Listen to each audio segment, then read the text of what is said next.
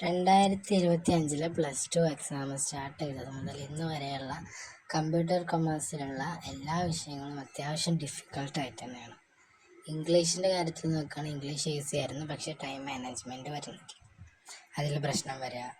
ഇപ്പോൾ computer application ആണെങ്കിലും അത്ര ഈസിയൊന്നും ആയിരുന്നില്ല. എക്സാം ആപ്ലിക്കേഷൻ ലെവലിൽ ക്വസ്റ്റ്യൻസൊക്കെ ഇതായിരുന്നു അധികം ഉണ്ടായിരുന്നത്.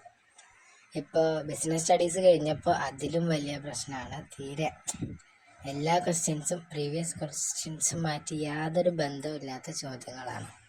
എക്സാം അറിഞ്ഞുകൊണ്ട് തന്നെ ഇപ്രാവശ്യം ടഫ് ആക്കിയതാണ്. ഇപ്പോൾ ബിസിനസ് സ്റ്റഡീസിൻ്റെ കാര്യത്തിലാണെങ്കിൽ തന്നെ വളരെ ഇമ്പോർട്ടൻ്റ് ആയിട്ടുള്ള ചോദ്യങ്ങളിൽപ്പെട്ട പ്ലാനിങ്ങിൻ്റെ സ്റ്റെപ്സ്, സ്റ്റാഫിങ്ങിൻ്റെ steps, need hierarchy, 5 O's principle, 14 principles, അതേപോലെ advertisement, working capital, fixed capital, ഇതിൻ്റെയൊക്കെ ഫാക്ടേഴ്സ് എഫക്റ്റിങ്, കമ്മ്യൂണിക്കേഷന്, 4Ps, കൺസ്യൂമർ റൈറ്റ്സ്, അതുപോലെ റിഡ്രസൽ ഏജൻസീസ്, ഇതൊക്കെ വളരെ ഇമ്പോർട്ടൻ്റ് ആയിട്ടുള്ള ക്വസ്റ്റ്യൻസ് ആയിരുന്നു. ഇവയൊന്നും ഇന്നത്തെ ക്വസ്റ്റ്യൻ പേപ്പറിൽ ഉണ്ടായിട്ടില്ല.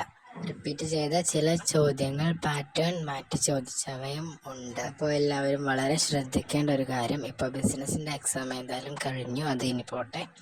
ഇനി വരാനിരിക്കുന്ന അക്കൗണ്ടൻസി, എക്കണോമിക്സ് എക്സാമുകൾക്കൊക്കെ വേണ്ടി ഈ ഒരു രീതിയിൽ പ്രിപ്പയർ ചെയ്യണം, അല്ലെങ്കിൽ അതിലും പണി കിട്ടാനുള്ള സാധ്യത കൂടുതലാണ്. അപ്പോൾ ഇനി ഏകദേശം ഒരു 5 ദിവസത്തോളം ഗ്യാപ്പ് ഉണ്ട്. അപ്പോൾ ഈ ഒരു ഗ്യാപ്പിൽ അക്കൗണ്ടൻസി, എക്കണോമിക്സ് ഒക്കെ നന്നായിട്ട് പഠിക്കുക.